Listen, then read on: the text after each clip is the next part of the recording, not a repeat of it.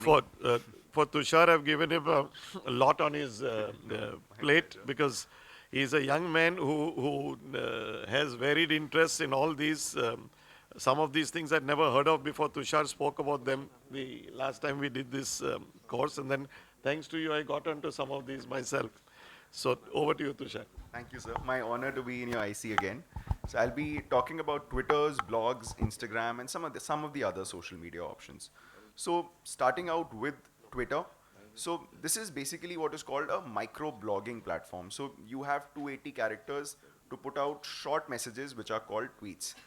The people who are on Twitter are usually quite well informed about various issues, and they also have very strong opinions about them.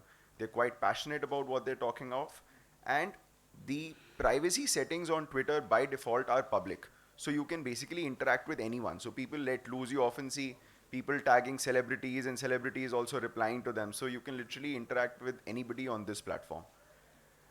And how do you make it work for you? So I found some good ophthalmologist profiles on Twitter. There aren't many, but these are some of them. So all of them have a good profile picture, a nice cover image, a short bio talking about what they specialize in, and a link to their website or blog that they have.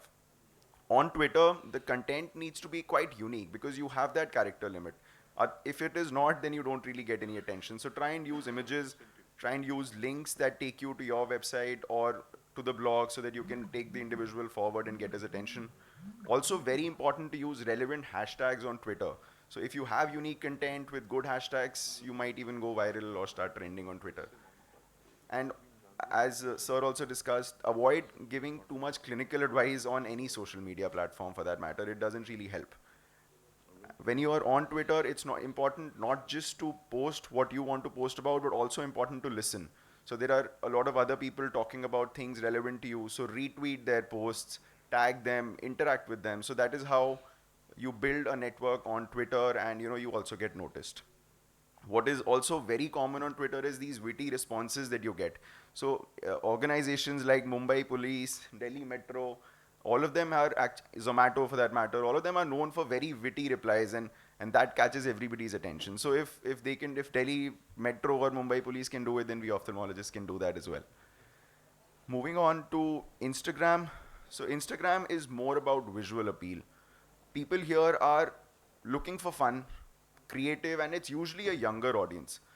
People here are looking to see where their friends are traveling, where their family is traveling, and they're looking for entertainment. So it's a slightly more lighter environment. Here again, have a business profile once you start posting for your center or for yourself as a professional, because then you get a lot of insights on who's following you, what is the demographic, where are the people that are following you from. Again, have a good profile here which talks about you, have a good picture, have a link to your website.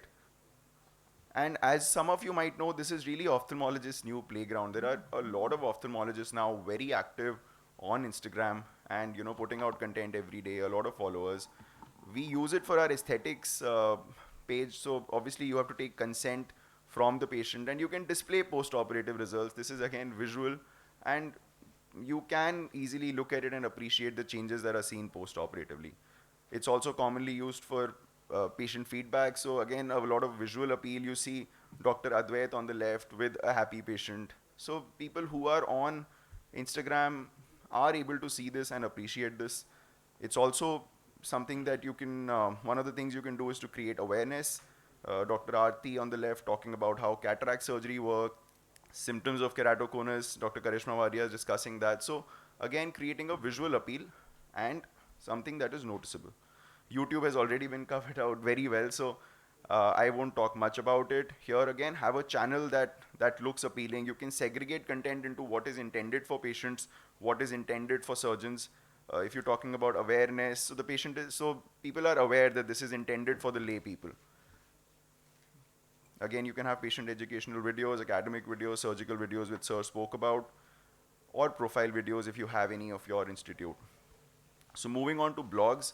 So blogs are basically informational websites or web pages which are often pretty informal. As a doctor, extremely important to put out balanced educational content. Try and not promote yourself too much directly, because obviously if you're giving out good educational content, you are indirectly promoting yourself, because the individual reading it does know about you, but don't do it directly. So if you can buy a domain name as well, because that definitely does add a lot more credibility to your posts and whatever you add on blogs. It's also nice to have some connects with the electronic press. So if somebody searches for dry eye and you have an article which is talking about dry eye on NDTV or anything of that sort, nobody reads physical newspapers anymore, but everybody does scroll through the electronic news outlets.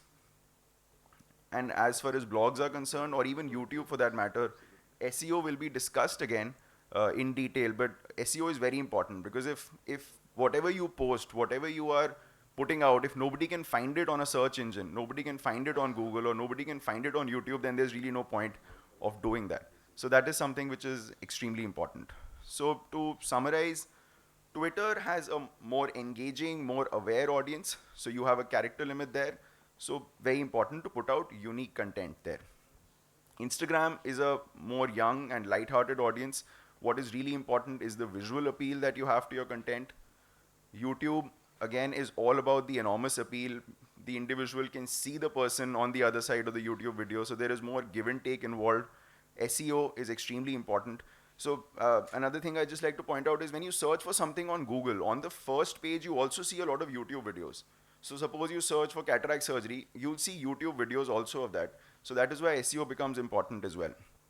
Talking about blogs, extremely important to put out balanced educational content where you're not promoting yourself, and try and have some connect with journalists, PR agencies, etc. to put out content on electronic media as well.